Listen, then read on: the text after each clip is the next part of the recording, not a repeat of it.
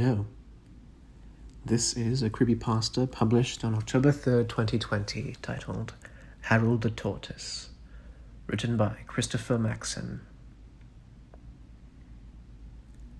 I happened upon the book at a kiosk at my town's annual witchcraft festival.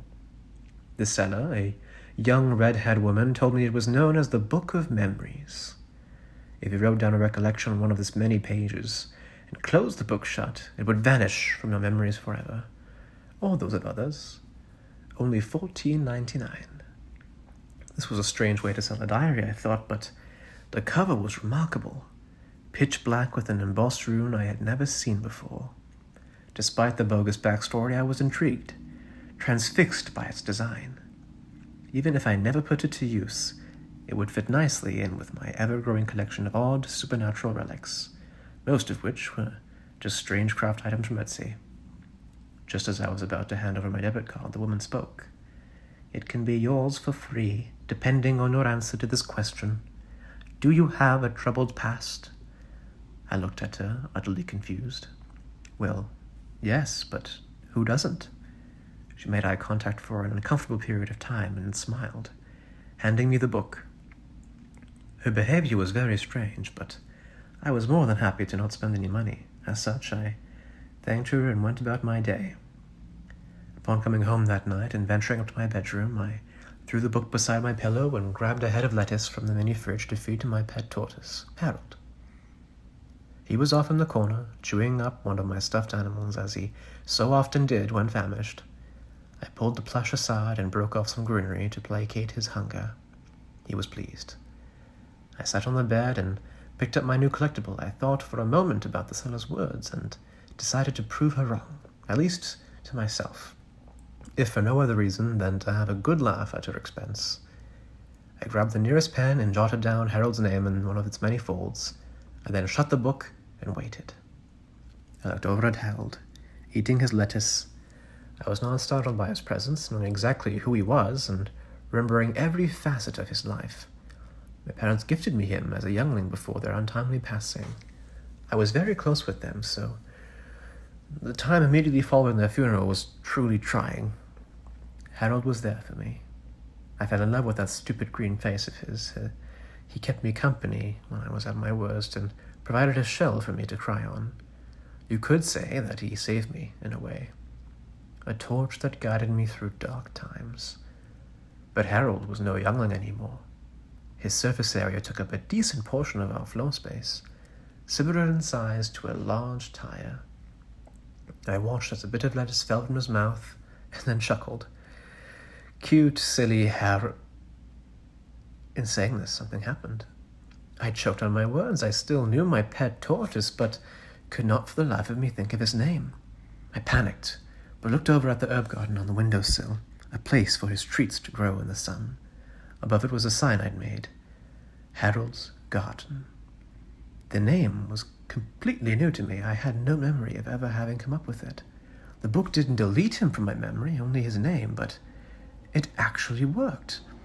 Was the woman at the festival a real witch? This was a shocking revelation. I now had the power to erase any of my memories with a flick of a pen, or those of others. I remember the woman's words. She specifically said it could erase my memories, or those of others. But how could I do the latter? I scoured the book for clues and came across a page at its end with a different format than the blank ones before it. Person, memory. I thought for a moment. Excited, an idea came to mind that I quickly acted on. After turning on my TV and flipping over to the news channel, I put my theory to the test. In the top box, I wrote the anchor's name. In the bottom, the memory of how to speak. Cruel, yes, but I desperately needed to know, and half expected it wouldn't work. Upon closing the book and opening it again, the ink vanished. I patiently waited for a result. In a matter of moments, the anchor stopped talking and bore a look of intense confusion. He continued to open his mouth, but no words came out. Eventually, the footage was cut short due to technical difficulties. It actually fucking worked. This was my chance. I could now do what I always dreamed of doing, and I wasn't going to wait another second to put my plan in motion. The door to his house was locked, but it was easy to bust open. There he was, a pitiful excuse for a man, relaxing in front of the TV as if he had the right to do so. Surprised by my arrival, he questioned me.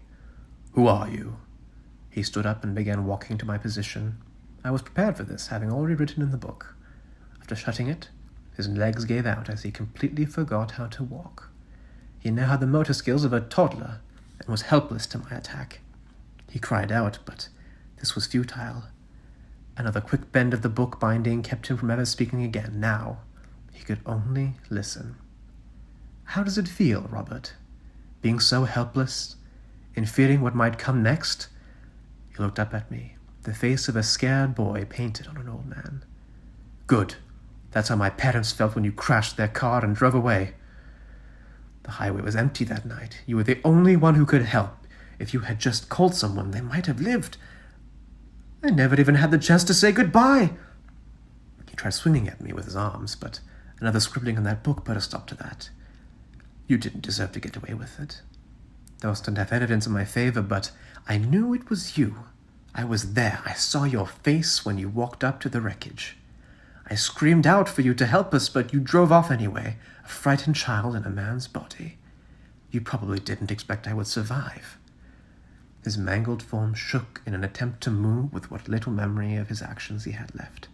It was no use. "Now, you will suffer as I have over the years, forced to live without them. Goodbye, Robert. You won't be missed." With one final closing of the magical tomb, I erased his ability to breathe. I then left, satisfied with the mission accomplished. I had already collected the names of his neighbors, so it was easy enough to erase any memory of me ever being in the area. I was sure I wouldn't be caught. After all was said and done, I smiled, genuinely, for the first time in years. There was only one thing left to do. I drove to the local cemetery, strolled through the headstones, and stopped at my parents' grave. I sat there for a good long while, not yet ready to say goodbye. "Mum, Dad, I did it. I took care of him just like I always said I would." A steady stream of tears trickled down my cheeks. "It's over now. You can finally rest." I opened the book one last time. I was going to erase them from my memory, once and for all. It was the only way I could ever truly be at peace. "I miss you terribly. Things have been pretty dicey here without you, but Harold and I have been getting by as best we can. If I could change things, I would take your place in a heartbeat, but I can't. And that's why I have to do this. The pain is too much to bear." There was now a flood of tears wetting my face. "I never had the chance to say it before, so I will say it now. Goodbye. I love you both so much." Before I could jot down the appropriate words, a cross-section of space opened in front of me, an oval-shaped portal of swirling energy from which a woman stepped out. The vortex vanished, and she pried the book from my hands, knocking me back in the process. It was the seller from the kiosk at the festival, the one who gave me the book. She opened it up and stroked the pages in a meditative trance, all the while licking her lips. With a look of pure satisfaction, she opened her eyes and turned to me, frozen with fear on the ground. "With every memory I acquire, my demons feed from the darkness within. The sadness and spite with which you acted, the vengeance, these will do nicely." She took a single step in my direction. My heart pounded. "Who would have thought? A witch living among mortals. I was lucky to sense your presence and act when I did, my darlings, and I was starving." I digested her initial statement and bore a look of shock. "A witch? You think I'm a witch?" She cackled. "Of course you are, child. You would not have been able to use the book otherwise. Did your parents never tell you?" I slowly shook my head, still fearful. "Stranger still, it's unfortunate you'll never be able to explore your latent abilities. In order to capture the memories you've collected, I must seal them with your blood." We locked eyes. She pondered for a brief moment before speaking again. "But first, let's see what other repressions we can dredge to the surface. With great precision, her hands moved in a circular motion, a fantastic glow pouring from her fingertips. She drew an intricate design in the air, the same one from the book's cover. She finished by flicking it over to me. I tried to run, but the rune flew at a velocity which my legs could not hope to match. Its glow enveloped me. I could no longer see anything. Then it dissipated, revealing my new surroundings. The woman had inflicted me with visual illusion. At the time, it felt all too real. My parents, they were alive. We were sitting at the dinner table at my childhood home. The food was delicious, the company even better. We talked and ate for a long while. For a time frame that could never have been long enough, I was happy. But then the thread was pulled, undoing the charade. The expressions on my parents' faces changed abruptly from smiling to stoic. They stared directly at me, piercing my soul with empty eyes. My father spoke first. "Why did you live?" My heart fell back in my chest. I couldn't respond. My mother chimed in and broke the silence. "Why didn't you save us?" Before I could even hope to form a reply, they stood up from the table and walked around to my sides. They then lunged at me, to which I winced and took cover beneath the haphazard safety of my own arms. There was no attack. I unraveled myself and was greeted by a new environment. I was back at the cemetery, but not in my own time. It was another memory, one I would have sooner died before reliving. The funeral was just as I remembered. In the particular portion I was experiencing, I had asked the guests and other associated parties to leave. I wanted some alone time with my parents. Standing between the caskets, the sentiments I had rehearsed to myself earlier in the day escaped me, leaving me only with tears that quickly formed a puddle on the ground below. I couldn't bear their sight any longer. The mortician did a wonderful job of hiding the wounds, but no amount of makeup could hide the feeling that resonated from their corpses. I stepped away to gather the other guests, ready to lower my family into the earth. This is when memory diverted its course. Hearing a rustling behind me, I turned back to the coffins on display at the edge of the cemetery. The guests had magically returned, and now were standing as still as ever, staring me down with sullen faces. My parents had risen from their caskets and were standing at the front of the crowd with blackened eyes. They all moved towards me. I tried to escape, but they were always there. No matter where I pointed myself to run, they quickly surrounded me and closed in. I screamed. The scene melted away, and I was back in my own time, standing opposite the mysterious woman. "Perfect. That fear and anguish you feel, such a wonderful taste. My darlings and I will feast for a whole year." She licked her lips some more. "Now the fun part. It's time to seal your memories away forever. You must perish." A wicked smile danced across her face. I trembled as she reached her arms out to attack. That's when the most peculiar thing happened. Another tear in space opened up directly in front of me. Harold trotted out of the void. He extended his neck and opened his mouth, out from which a green blast was expelled. The woman barely had time to dodge the blow, her smile now replaced with a look of surprise. "You have a familiar?" She adjusted herself and sent a glowing black bolt of lightning at Harold. He retreated into his shell and spun in place on the ground, deflecting the attack. He came back out and immediately craned his neck back to see me. I can't explain it, but I swear he was making sure I was okay.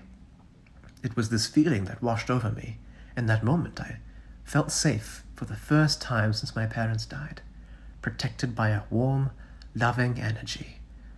Harold turned back to face the sorceress. He awkwardly galloped to her.